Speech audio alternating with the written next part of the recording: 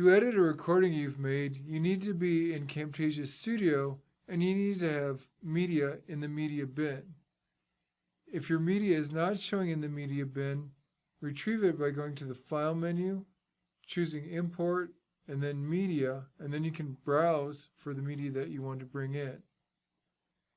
It's also important to save your project so that you can save as you go along. Simply go to the File menu, choose Save, and give it a name. Click on Save. It will give you a message that you've saved it. Go ahead and click on OK. And now you're ready to start. So you go up to the media bin, mouse over your media, right-click on it, and choose Add to Timeline at Playhead. And you'll see that it appears down in the timeline. Now, one thing that people find useful is to split their audio and video tracks so they can do independent editing. To do that, right-click on the track, then choose Separate Audio and Video. Now you have two tracks, one exclusively audio and one exclusively video. Now to play the media that you've got, you can either click on the play button or you can hit the space bar and it will play back for you. Once you've done that, you can see that the playhead has come out onto the timeline, and the playhead is a very useful tool.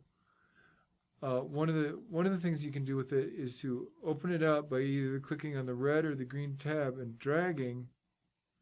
And when you've got an area highlighted like this, you can hit the play button or the space bar and it will just play back that part of your video. To reassemble it, double click on the gray part and it comes back together and you can move it around. Another thing you can do, and this is very useful if you have especially long projects, is you can actually click on the numbers and it will actually jump the playhead directly to that spot. Some other ways to edit is to actually cut out a piece. So you take your playhead, you split it open, and you click on the cut button. Now you've got two pieces with the same title, but the part that you highlighted is gone. If you do Control Z or undo, you can see the part that you got rid of.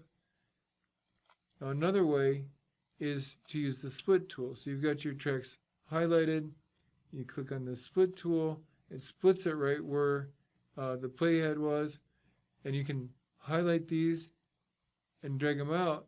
Now the difference between the cut and the split is that the split didn't actually remove any content, it only put a split in there.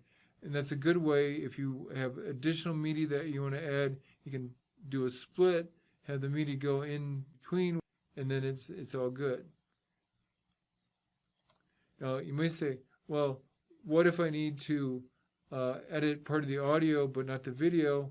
And that's where locking tracks comes into play.